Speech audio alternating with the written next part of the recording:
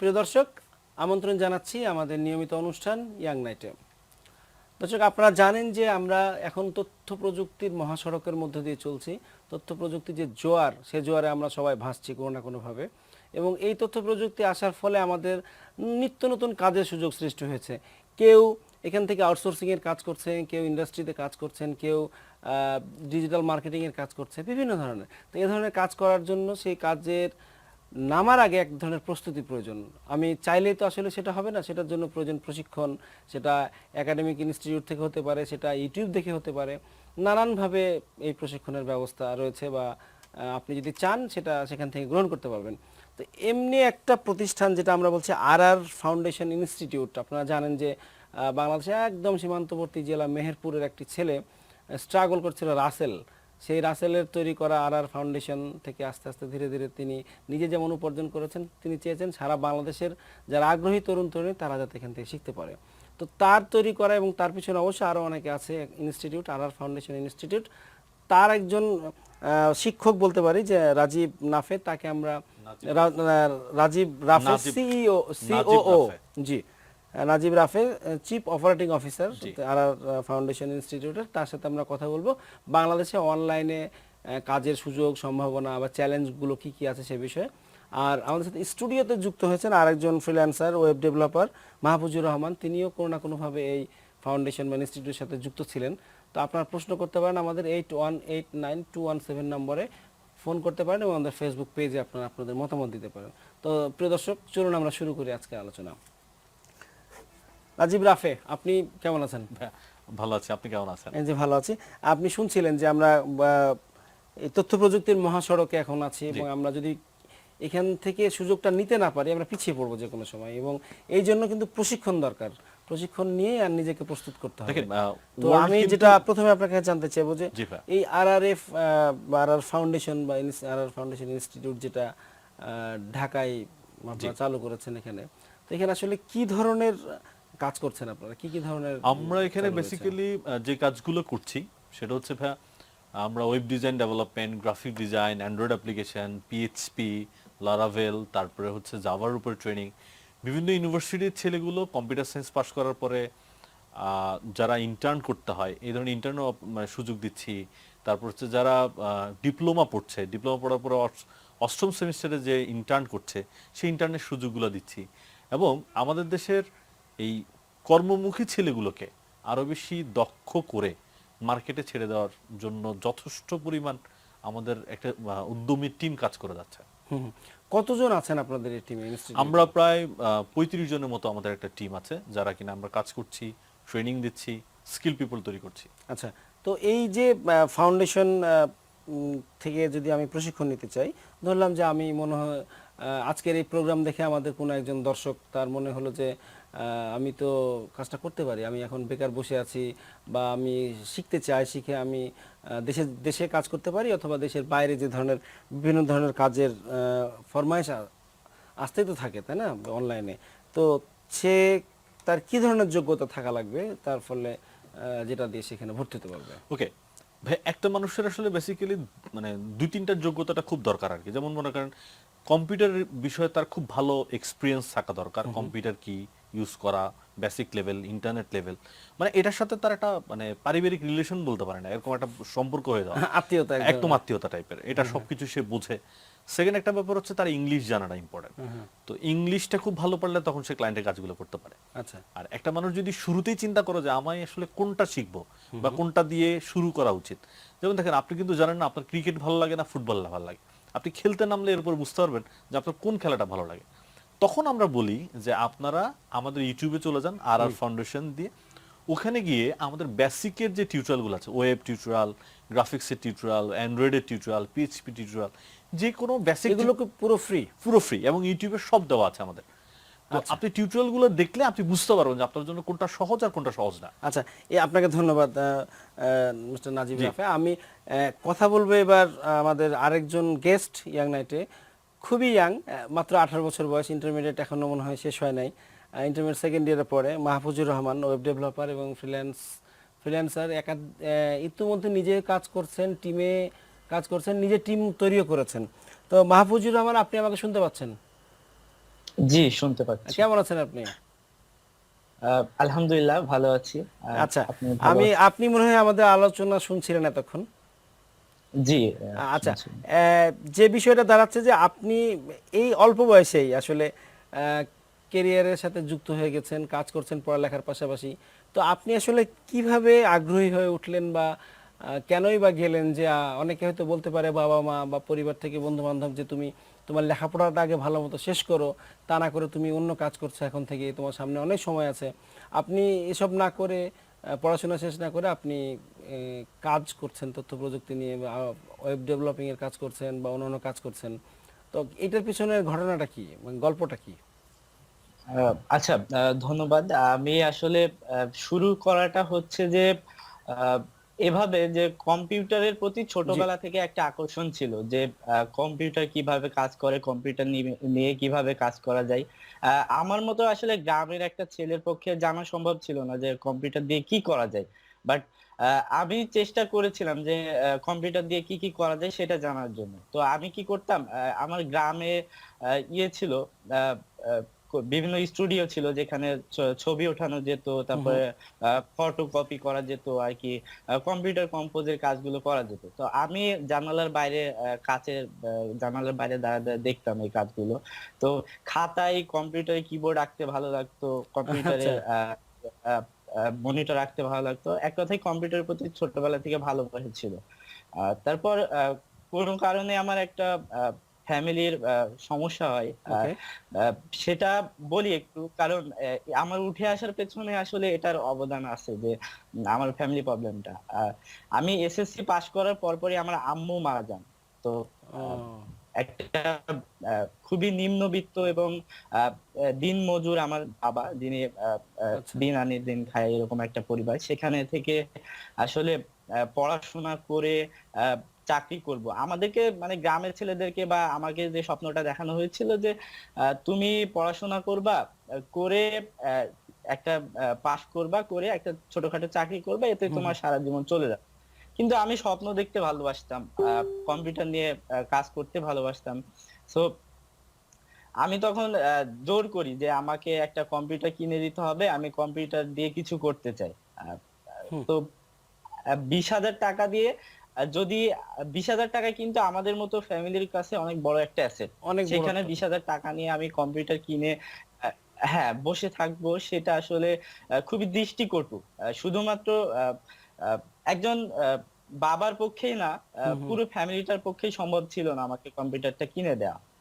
তো তারপরেও আর কি অনেক কষ্টে, অনেক জোর করে আর কি আমি কিনে নেই, কারণ আমার বিশ্বাস ছিল, আমি মানে বিলিভ করতাম এটা যে আমি যদি কিছু ধরে আর কি কম্পিউটার নিয়ে কাজ করি, তাহলে হয়তোবা একটা কিছু করতে পারবো। তো এখানে কম্পিউটারটা পাই, পাওয়ার পরে গ্রামের কুঁড়ে ঘরে বসে আর কি স্বপ্ন দেখতে শুরু করি যে আমাকে কিছু করতে হবে কম্পিউটার নিয়ে। তো গুগল গুগল ছিল, ইউটিউব ছিল, এবং এখনো আছে সবার জন্য উন্মুক্ত, যেটা যে এখান থেকে কিন্তু জানা যায় যে আপনি আসলে কি করতে পারবেন বা আপনার দ্বারা কি করা সম্ভব।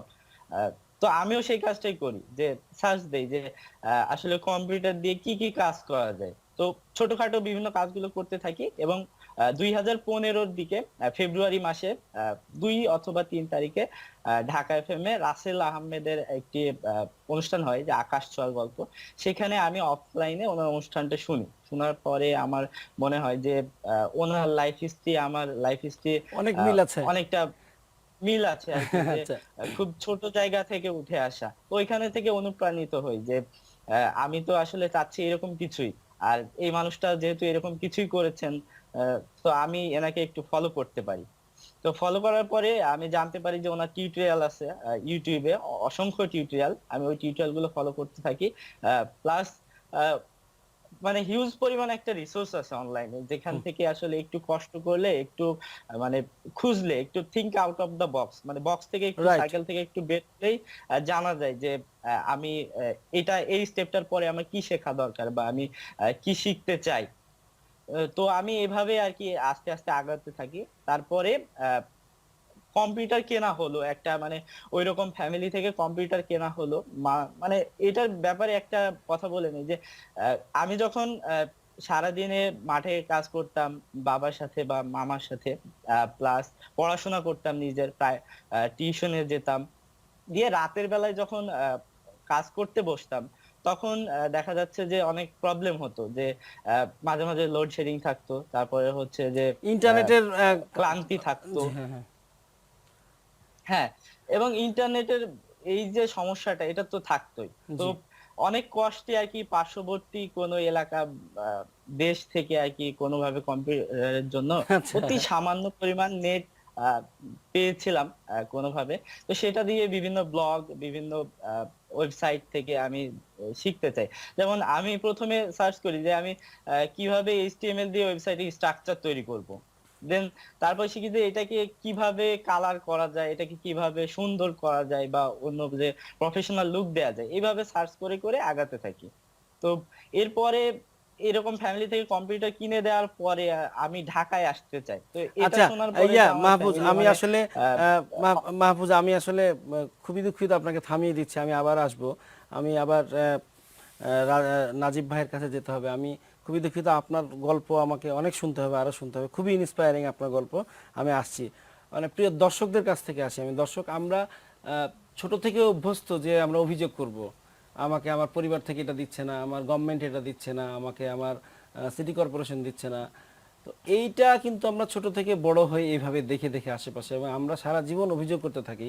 সেখানে মাত্র 17-18 বছর বয়সে একটি ছেলে আরো 2 বছর আগে সে স্বপ্ন দেখেছে এবং সে দেখতে পেয়েছে যে সে একটা কিছু করতে পারবে।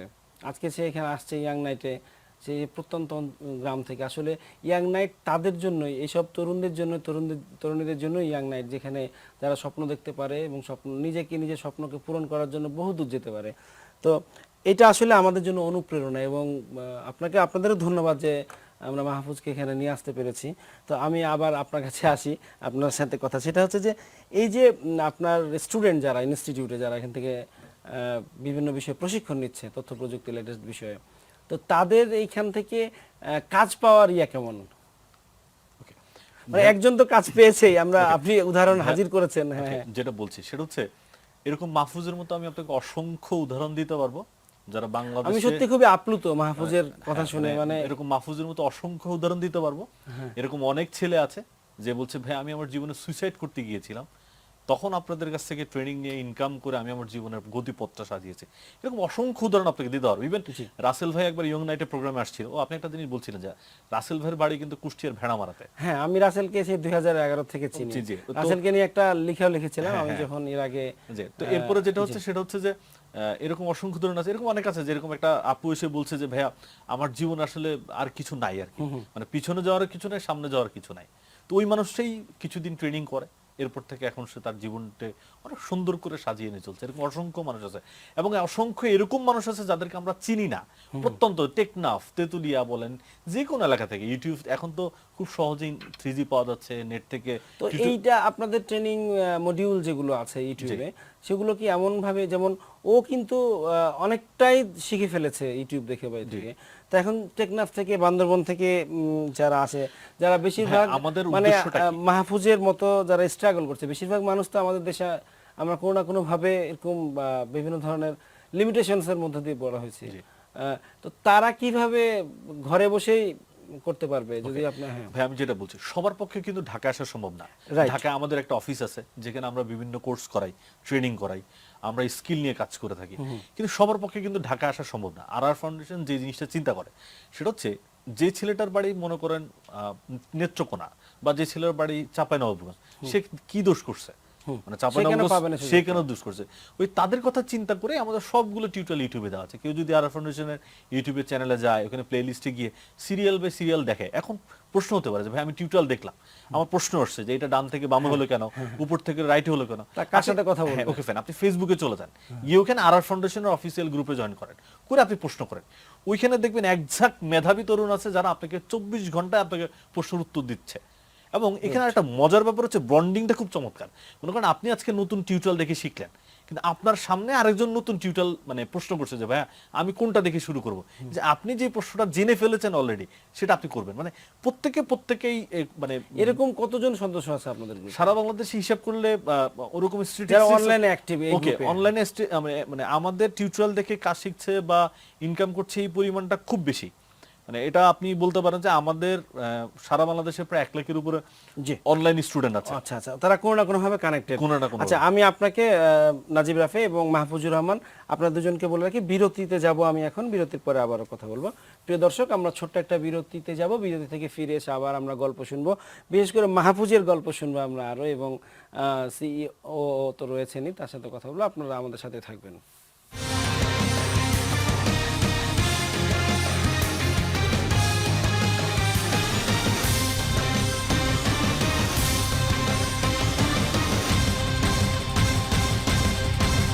প্রিয় দর্শক, বিরতির পরে আবারও ফিরে আসলাম আমরা। আজকে আমাদের বিষয় হচ্ছে অনলাইনে কেরিয়ার গড়ার বিষয়ে বিভিন্ন ধরনের সম্ভাবনা এবং সমস্যা এবং চ্যালেঞ্জ ইত্যাদি বিষয় নিয়ে আমরা কথা বলছি।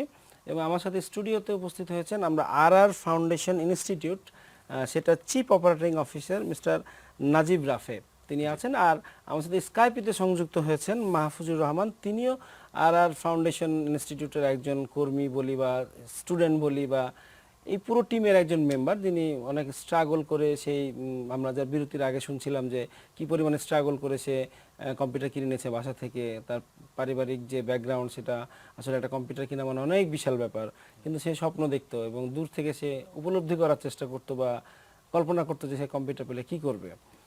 তা আমি আপনার কাছে একটা প্রশ্ন করে আমি আবার মাহফুজের কাছে যাব। সেটা হচ্ছে, আমরা যে সারা দেশে কিন্তু বিভিন্ন ধরনের ট্রেনিং প্রোগ্রাম দেখছি, আর্নিং দেখছি, তারপরে এলআইসিটির আইসিটি ক্যারিয়ার ক্যাম্পের মাধ্যমে বিভিন্ন ধরনের ট্রেনিং দেখছি সারা দেশে, কিন্তু আমরা পত্রপত্রিকা খুললে বা ফেসবুকে দেখতেই পাই কিন্তু অনেক ধরনের ইনস্টিটিউট। হ্যাঁ, তো আসলে কোনটা ভালো কোনটা খারাপ এটা সময় বলে দিবে, ভালো কথা। কিন্তু একটা বিষয় কি আপনি বলবেন যে প্রত্যেক বছর কিন্তু কয়েক হাজার কম্পিউটার সায়েন্সের গ্র্যাজুয়েট আমাদের দেশে বের হয়, যারা উচ্চতর ডিগ্রি নিয়ে বের হয়। তো তারপরে কেন আমরা শুনি যে আসলে ইন্ডাস্ট্রি যে ডিমান্ড, সেটা লোকালি হোক বা বাইরে হোক, সেই ডিমান্ডটার মধ্যে একটা গ্যাপ রয়ে যায়। এখানে আসলে চ্যালেঞ্জটা কোথায় বা প্রবলেমটা কোথায়? যে শুধু তো এমন না যে আমরা আউটসোর্সিংয়ের কাজ, ওয়েব ডেভেলপ সারা জীবন ওয়েব ডেভেলপই করবো আমরা, নতুন নতুন টেকনোলজি আসছে সেখানে তো আমাদের কন্ট্রিবিউট করতে হবে, সেখানে কাজ করতে হবে। তা আপনার দৃষ্টিকোণ থেকে। ওকে ভাই, আপনি প্রশ্ন অনেকগুলো করে ফেলেছেন একসাথে, আমি একটা একটা করে বলি প্লিজ। আমাদের দেশে যে পরিমাণ আপনি ট্রেনিং দেখতে পাচ্ছেন, এটার পিছনে একটা বড় রিজন হচ্ছে যে আমরা যোগ্য লোকগুলোকে ট্রেনিং দিচ্ছি না। বলছি যে আসেন কালকে মার্কেট প্লেসে যান, কিছু ডলার ইনকাম করেন, কিন্তু আলটিমেটলি এই কিছু মানুষকে ইনকাম করার মুখী করে আমরা কিন্তু পুরো ইন্ডাস্ট্রিটাকে মানে এক ধরনের ধ্বংস করে ফেলছি। বিকজ যেমন দেখেন, আপনি কি করলেন, আপনার খুব টাকা দরকার বা খুব কষ্ট করে আপনি কেন ওয়েব ডিজাইন শিখলেন, শেখার পরে কি করলেন, আপনি কিছুদিন পরে আপনি একটা মার্কেট প্লেসে গিয়ে কিছু ডলার ইনকাম করলেন, কিন্তু সেটা কিন্তু সাস্টেইন করবে না অল্প কিছুদিন। বিকজ যে ক্লায়েন্টটা আপনার কাছ থেকে কাজ করিয়ে নিচ্ছে, এটা কিন্তু তার মার্কেট ডিমান্ড বাড়তেই থাকবে। তখন আপনি মার্কেট ডিমান্ড বাড়ার সাথে সাথে কিন্তু ওই জ্ঞানের সাথে আপনি দৌড়াইতে পারবেন না, কারণ ওয়ার্ল্ড যেই জ্ঞান বা যেই মেধাতে দৌড়াচ্ছে সেই পরিমাণ কিন্তু আপনি দৌড়াতে পারবেন না। কি কারণ? এটা হচ্ছে আমার এডুকেশনাল যোগ্যতা বলেন, আমার অনেক আমার পার্সপেক্টিভ, আমাদের দেশের শিক্ষা ব্যবস্থা বলতে পারেন, আমাদের দেশে এখনো প্রযুক্তিগত সবকিছু ম্যাটেরিয়ালস আমাদের হাতের নাগালে না। এই সবে মাত্র কিছু মানুষ এখন অ্যান্ড্রয়েড ফোন ইউজ করছে, কিন্তু আমাদের যে পরিমাণ অ্যান্ড্রয়েড ফোনের দাম কম, সেটা দরকার ছিল হচ্ছে একটা কম্পিউটারে, যাতে করে একদম গ্রামের প্রত্যেকটা মানুষ কম্পিউটার ইউজ করতে পারে। সম্ভব এত কম দামে কম্পিউটার? সম্ভব, এটা ইজিলি সম্ভব। গভর্নমেন্ট চাইলে সবই সম্ভব, পৃথিবীতে সম্ভব বলে অসম্ভব বলে কোনো সম্ভব। গভর্নমেন্টকে কেন সব করতে হবে? ওকে, গভর্নমেন্টকে করতে হবে এই জন্য যে আপনি যদি এই ইফোর্টটা আপনার স্কিল পিপলের পিছনে না দেন, তাহলে আপনি সার্ভিস পাবেন না, রিটার্ন পাবো না, আপনি রিটার্ন পাবেন না। আপনি এটা তো একটা হইতে পারে আপনার একভাবে বিনিয়োগ, আপনি যখন রাস্তা বিনিয়োগ করছেন না, এই মানুষগুলো রাস্তা চলার জন্য তো বিনিয়োগ করছেন। তো এই মানুষগুলোকে শেখার জন্য আপনি যে পরিমাণ কম্পিউটার দাম কমাই দেন, একটা মানুষ 10,000 টাকা একটা কম্পিউটার কিনুক বা 15,000 20,000 টাকা একটা ভালো কম্পিউটার কিনুক, আপনি একটা ভালো কম্পিউটার কিনতে গেলে আপনাকে 60,000 টাকা গুনতে হবে। এটা একটা রিজন হতে পারে। আর আনস্কিল পিপল গুলো স্কিল দেওয়ার জন্য মার্কেটে ঢুকে পড়েছে। যেমন দেখেন, সবাই কিন্তু বক্তৃতা দিতে যায়, কিন্তু সবাই কিন্তু হানিফ সঙ্গীত হতে পারে না। এটা পার্থক্যটা হচ্ছে এখানে। তো এই পার্থক্যগুলোকে আপনাকে বুঝতে হবে, প্রত্যেকে ট্রেনিং দিচ্ছে। আমরা আর ফাউন্ডেশন ইনস্টিটিউট ট্রেনিং দিচ্ছে, এখন তাহলে কি আমরা আলাদা? হ্যাঁ, আমরা কিছুটা আলাদা। কেন আলাদা? আমাদের ট্রেনিং পদ্ধতিটা সবার থেকে আলাদা, ভিন্ন, একটু ভিন্ন। আচ্ছা, এবং এটা পরীক্ষিত যে এবং আমাদের কাজ করে আপনারা ফল পেয়েছেন। আরেকটা একটা point একজন দর্শক আছেন, আমি ফোনটা নিয়ে তারপর আপনার কাছে আসবো। প্রিয় দর্শক, আপনি আপনার নাম এবং পরিচয় জানিয়ে প্রশ্ন করুন। জি নাজিব ভাইয়া, আমি আকাশ বলছিলাম নারায়ণগঞ্জে 2.5 থেকে। ওকে, জি, প্রশ্ন করুন। জি ভাই, আসলে আকাশ আমি আমাদের বলতে স্টুডেন্ট। চাইছিলাম- জি ভাই, আমি বলতে চাইছিলাম কি যে অনেকেই চায় অনলাইনে জব মানে কাজ করতে, তো নতুনদের জন্য আপনি যদি কিছু একটা বলতেন। জি, আপনাকে ধন্যবাদ। ধন্যবাদ। হ্যাঁ, আপনি যদি খুব সংক্ষেপে নতুনদের জন্য কথা একটাই, যে এই মার্কেটে একদিনের জন্য আসবেন না, শেখার উদ্দেশ্য রাখবেন মিনিমাম 1 বছর, যে আমাকে 0 থেকে অ্যাটলিস্ট 10 পর্যন্ত 1 বছর লাগবে আমার শিখতে। এরপরে মার্কেট আপনাকে ডিমান্ড তৈরি করে দিবে, মানে পরের দিনই বলা যাবে না যে আমি ইনকাম করতে পারছি ইনকাম না। করতে, এটা দরকার নাই, এই চিন্তা নিয়ে মার্কেট আসা যাবে না। আচ্ছা, আমি আবার আরেকটা জিনিস আপনি যেটা বলছিলেন যে আমাদের দেশের প্রাইভেট ইউনিভার্সিটিগুলো থেকে এত সিএসসি বেরোচ্ছে, আইটি গ্রাজুয়েট বেরোচ্ছে, ডিপ্লোমা বেরোচ্ছে, তো আলটিমেটলি এরা মার্কেট ডিমান্ড ফিল আপ করতে পারছে না কেন? দেখেন, আমাদের দেশে যে পরিমাণ বই রিলেটেড পড়ায় সেই পরিমাণ কিন্তু ওরা প্র্যাকটিক্যাল করে না। আচ্ছা, সবাই বই লিখে লিখে আপনার প্রশ্নের উত্তর দেয়, মানে থিওরি এবং প্র্যাকটিক্যালের মধ্যে একটা বিশাল গ্যাপ রয়ে যাচ্ছে। জি, জি, জি। এই প্র্যাকটিক্যালটা যত না ভালো করবে ততদিন পর্যন্ত ওরা কখনো মার্কেটে। আরেকটি কারণ কি হতে পারে এরকম যে তথ্য প্রযুক্তি তো প্রতি মুহূর্তেই কিন্তু আপডেট হচ্ছে। আমাদের টেক্সট বুকগুলো বা আমরা যারা আছি তারা মনে হয় হয়তো সেই বিষয়গুলোর সাথে এগিয়ে যেতে পারছি না। এটা আমি জানি না, এটা একটা রিজন। এটা একটা রিজন কিরকম? আপনি মনে করেন যে আমরা এখন আমাদের দেশে যদি খোঁজেন সব মিলে হয়তো আপনি 500 পিএইচপি ডেভেলপার খুঁজে পাওয়াটা কষ্ট, কিন্তু আমরা যদি এই মুহূর্তে আমাদের দেশে যদি 1 লক্ষ পিএইচপি ডেভেলপার হতো, তারপরেও মার্কেটে আপনার জব কমতো না, ওই পরিমাণ কাজের অভাব হতো না। কিন্তু আপনাকে ধন্যবাদ নাজিব। আমি একটু মাহফুজের কাছে আবার যাব। মাহফুজ, আপনি যে কম্পিউটার কিনে নিলেন বাসা থেকে, তারপরে আপনি ওই রাজীব ভাই বা রাসেল ভাইয়ের একটা রেডিও প্রোগ্রামে শোনার পরে আপনি ইন্সপায়ার হলেন যে আমি কেন পারবো না, তিনি পারলেন। তো এই কম্পিউটার কিনে নেওয়ার পরে নিশ্চয়ই আপনাকে পরিবার থেকে গেম খেলার জন্য বা গান শোনার জন্য দেয় নাই, বা আপনারও এরকম স্বপ্ন ছিল না, তারপরে কি করলেন আপনি? আচ্ছা, কম্পিউটারটা পাওয়ার পরেই আমি মানে প্রথম থেকেই যে একটা ইয়ে মানে চাহিদা ছিল বা প্রয়োজন ছিল আমার জন্য, যে আমাকে কম্পিউটার শুধু কিনলেই হবে না, কম্পিউটার দিয়ে কিছু করতে হবে। এবং মানে একদম সহজ কথায় যেটা বলা যায় যে কম্পিউটার থেকে আমাকে টাকা ইনকাম করতে হবে, যেন আমি মানে অনেকটা জীবনের জন্য শেখা, যে আমাকে বেঁচে থাকতে হবে, আমার পরিবারকে যদি সহযোগিতা করতে পারি সেটা আমার জন্য ভালো আর কি। আর আমার মনে হয় যে দুনিয়াতে আসলে সেই কাজটা করেই মানে সব থেকে মজা এবং আনন্দ পাওয়া যায়। অন্যরা বিশ্বাস করে যে তুমি সেটা পারবে না, সেটা করে দেখানোটাই আসলে একটা চ্যালেঞ্জ এবং অনেক মজার একটা কাজ, ঠিক আছে? জি, সো আর আমি বিশ্বাস করতাম যে আমি শুরু করতে হবে, আমাকে কিছু একটা শুরু করতে হবে। আমি ফ্রিল্যান্সার হতে চাই না, আমি ওয়েব ডেভেলপার হতে চাই না, আমি একজন সেলার হতে চাই, আমি কিছু সেল করতে চাই, আমার নিজের ক্রিয়েশনকে সেল করতে চাই। আমি হতে চাই একজন ওই যে কুমোররা থাকে না যারা মাটির পাত্র হস্তশিল্প তৈরি করে, যারা, আমি ওই ক্রাফট গুলো তৈরি করতে চাই, আমি সেল করতে চাই, আমার হাতের কাজগুলো, আমার ক্রিয়েশন গুলো আমি সেল করতে চাই। আমি এভাবে শুরু করেছিলাম যে আমাকে কিছু মানে তৈরি করতে ভালোবাসতে হবে, প্রত্যেকটা মানুষকে তৈরি করতে ভালোবাসতে হবে। মানে কখনোই এক্সকিউজ দিয়ে বসে থাকলে আপনি হেরে গেলেন। এক্সকিউজ দিলে দেখা যাচ্ছে অনেক সময় কি হয়, আমরা মানে আশেপাশের মানুষগুলোকে না যতটুকু ভয় পাই তার থেকে বেশি ভয় পাই আমাদের মনকে। আমরা নিজেরাই নিজেদের এক্সকিউজ দিতে থাকি যে না তুমি পারবে না, না থাক এটা শুরু করো না, না অন্য কারোর জন্য অপেক্ষা করো, কারোর সাথে দেখায় নাও। এই ব্যাপারগুলো করলে হবে না। মানে অন্যরা সাকসেস হয়েছে তাদের পথে, তারা তাদের ইমেজ ক্রিয়েট করছে, এখন তোমাকে তোমারটা করতে হবে, তোমার রাস্তা তোমাকে তৈরি করে ফেলতে হবে।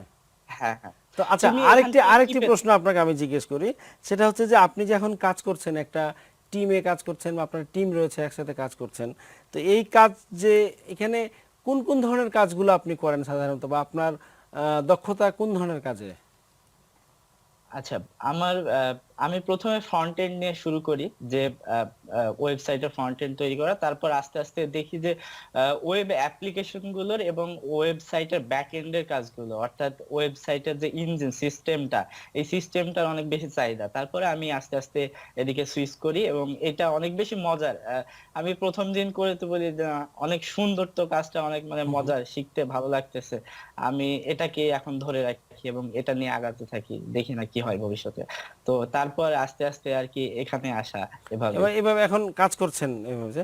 আমি এবার আবার স্টুডিওতে ফিরে আসি নাজিব ভাই আপনার কাছে। সেটা হচ্ছে যে এই যে আমরা একটা সময় কিন্তু শুনেছিলাম যে অনেক সম্ভাবনা আমাদের দেশে, 50,000, 60,000, 70,000 লোক কাজ করে, হাউসওয়াইফরা কাজ করছে, স্টুডেন্ট কাজ করছে, বয়স্ক লোকরা কাজ করছে। সেই জায়গাটা কিন্তু এখন একটু কমেছে। তো এটা কি মানে ধরে নিতে পারি আমরা যে যে পরিমাণে উৎসাহ নিয়ে মানুষজন শুরু করে, তারপরে হয়তো ধৈর্য হারিয়ে ফেলে, মানুষ চায় যে অনেক রাতারাতি বড়লোক হতে বা এই করতে। দেখেন আমাদের দেশে আচ্ছা, একটা ফোন আছে, আমি ফোনটা নিয়ে তারপর দুটো উত্তর আপনার কাছ থেকে নিব। প্রিয় দর্শক, আপনি আপনার নাম এবং পরিচয় জানিয়ে কথা বলুন। আমি জোহার আহমদ রানা ব্রাহ্মণবাড়িয়া থেকে বলছিলাম। জি। আমি আসলে 2011 থেকে অনলাইনে কাজ করার জন্য আগ্রহী। হ্যাঁ। এই ব্যাপারে আমি অনেক জায়গায় গিয়েছি, বাট আসলে ভালো কোথাও শিখতে পারতেছি না। ঢাকাতে বেশ কয়েকটা প্রতিষ্ঠানে গিয়েছি, তো নাহারের ফাউন্ডেশনে আরো কয়েকবার আমি শুনছি, জি। কিন্তু ডাইরেক্টলি কোনো যোগাযোগ করতে পারতেছি না। আচ্ছা, ঠিক আছে, আমরা ধন্যবাদ। আমি আপনাকে আপনার প্রশ্নের উত্তর দেওয়ার চেষ্টা করছি।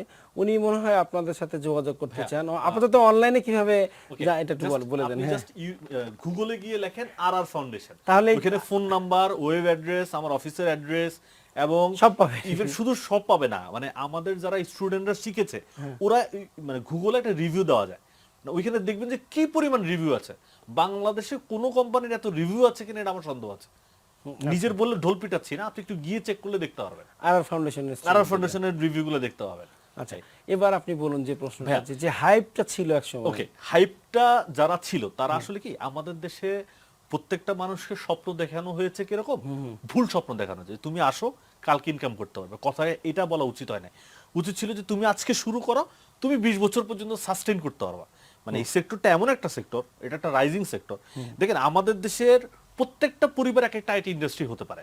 সেটা কিরকম, আপনি ভালো কাজ করছেন, আপনার ওয়াইফ কাজ করছে, আপনার ছেলে মেয়ে কাজ করছে, আপনি মার্কেটিং এ কাজ করতে পারেন, একজন গ্রাফিক ডিজাইনের কাজ ডেভেলপার, একজন ওয়েব ডেভেলপমেন্ট নিয়ে কাজ করতে পারে। তিনজন তিন ভাবে কাজ করে ইন্ডাস্ট্রিটাকে অনেক গ্রো আপ করা সম্ভব।